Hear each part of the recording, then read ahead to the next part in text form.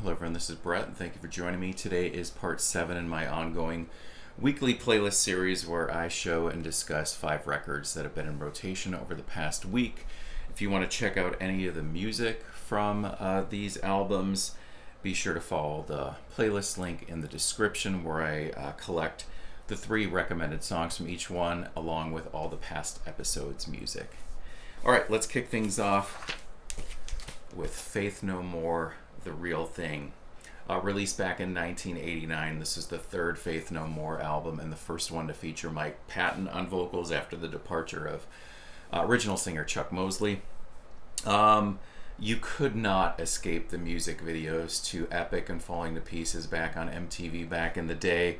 Total high school jukebox memory for me. Lunch cafeteria, there was a jukebox that had 45s in it, and every single day there was a group of kids that sat there and they would play the same 3 songs every single day. One of them was Nelson's I Can't Live Without Your Love and Affection, John Bon Jovi's Blaze of Glory, and Faith No More's Epic. I originally had this on cassette back then that I ordered for 12 cassettes for a penny through Columbia House. Later got it on CD, and a few years back, the vinyl edition. Unfortunately, the vinyl edition never included the really good cover of War Pigs, the Black Sabbath song. Faith No More, a unique blend of funk, metal, alternative rock, and even kind of rap at times. 3 favorite songs on this one: Zombie Eaters, of course Epic, and the opening track from Out of Nowhere. That is Faith No More, The Real Thing. Number 2, this is the 6th album from Hermanos Gutiérrez, Sonido Cósmico, or Cosmic Sound. Instrumental duo made up of brothers Alejandro and Esteban Gutierrez. This is their 6th album. And this one came out in 2024. They were on a recent episode of Amoeba's What's in My Bag, and I really enjoyed the little clips of their music that were interspersed throughout the video, as well as the actual records that they chose. So I finally realized after repeated listens of this one, the kind of vibe that it has. And it struck me yesterday that it reminds me a lot of the Durruti Column, the Factory Records band. Those kind of like almost ambient guitar textures, lots of delay on the guitars, really distant layers, but a total like dusty, deserty Western vibe. Produced by Dan Auerbach of the band The Black Keys, and it's also released on his label Easy Eye Sounds. 3 favorite songs on this one: the title track Sonido Cósmico, which is such a nice little melody. We also have El Fantasma, which has these really distant tremolo guitar strums that are really cool. And then 3rd favorite is Barrio Hustle, which is a total Latin groove, some Hammond organ, excellent. If you're unfamiliar with Hermanos Gutiérrez, be sure to check them out. Next up, one from my hometown. This is the 1991 debut of Material Issue International Pop Overthrow. Material Issue were a power pop band. They would release 3 albums before the tragic passing of singer Jim Ellison. Shortly after his death, they released a 4th album. And I also want to mention there is a documentary that just popped up called Out of Time. It's the Material Issue story, and I saw that it's currently up on Amazon Prime. 3 favorites on this one. I mean, the opening track, Valerie Loves Me, is just absolutely classic. It totally transforms you right back to 1991.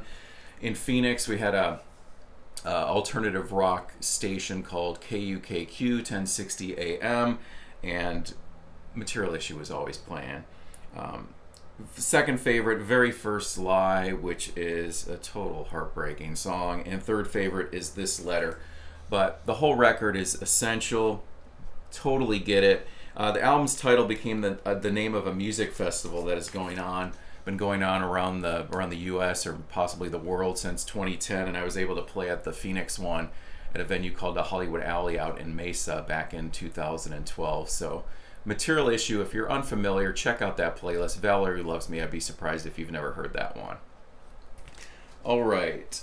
Before we continue, just want to mention, if you're new to the channel and have yet to subscribe, please consider clicking that subscribe button, hit like, leave a comment. I discuss all kinds of music with a special emphasis on 80s, 90s alternative, post-punk, new wave, shoegaze, Britpop, goth, dream pop, etc.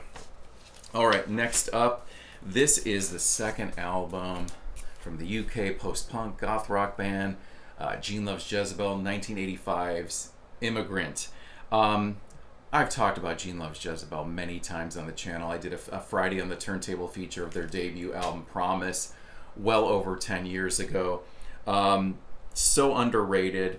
Immigrant is a great entry point if you're unfamiliar with the band. Also check out last year's Love, Death, Sorrow, which is excellent. There's a fantastic cover of The Cure's In Between Days. 3 favorites on this one. We'll go with Cow, Steven, and Always Aflame. This is my signed copy here. Jay Aston and Peter Bug Rizzo signed it. My band Audra has played with Gene Loves Jezebel several times over the years. And yeah, Immigrant, Gene Loves Jezebel. All right, and lastly, this is one that comes the way of my wife Sarah. This is Allie X, Girl with No Face. This is the third album from the Canadian electro pop artist. Think a cross between Kate Bush, Kraftwerk, and maybe even Madonna. Weird World, highly recommend that one. There's a music video for that here on YouTube. Second favorite, Saddest Smile. And third favorite is John and Jonathan. And there's total Kraftwerk, The Model kind of vibes in the synth on that one. So that's my fifth pick this week. This is Allie X, Alliex, Girl with No Face. All right, thanks for tuning in. Let me know what you guys have been listening to over the past week, and I'll be back soon.